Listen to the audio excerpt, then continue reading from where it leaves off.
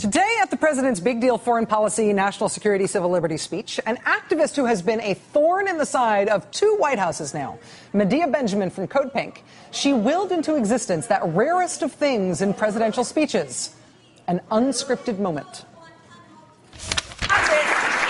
So today, once again, today, these desperate people. I'm about to address it, ma'am, but you got to let me speak. I'm about to address it. Commander-in-Chief. Let me address it. Close Guantanamo today. Why don't you let me address it, ma'am? Those 86 prisoners. Why don't you sit down and I will tell you exactly what I'm going to do.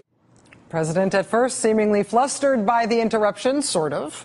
But then nobody quite knew how it was going to end because the heckling did not stop. She stopped for a second, but then she interrupted the president again and again and again, and eventually he just let her speak. How about Abdul Rahman 16-year-old When we went, is that the way we treat a 16-year-old he went Why on was he to... killed? Can you tell He us went on... why Abdul Rahman al-Awlaki was killed? Can you tell Muslim people their lives are as precious as our lives? Can you take the drones out of the hands of the CIA? Can you stop the signature strikes killing people on the basis of suspicious activities? We're addressing that. Apologize to the thousands of Muslims that you have killed. Will you compensate the innocent family victims? That will make us safer here at home.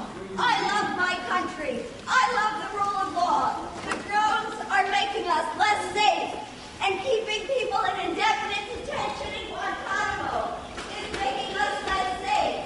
Abide by the rule of law. You're a constitutional lawyer. All that while, this was the look on the president's face. Listening. Standing there listening at what is supposed to be his own speech. But the look of a maybe flustered president being heckled at extraordinary length. We're addressing that, ma'am. Eventually seemed to give way to something else.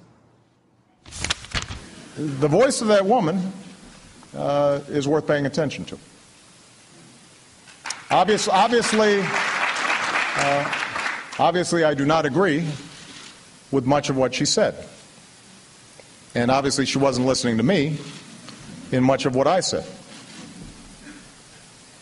But these are tough issues.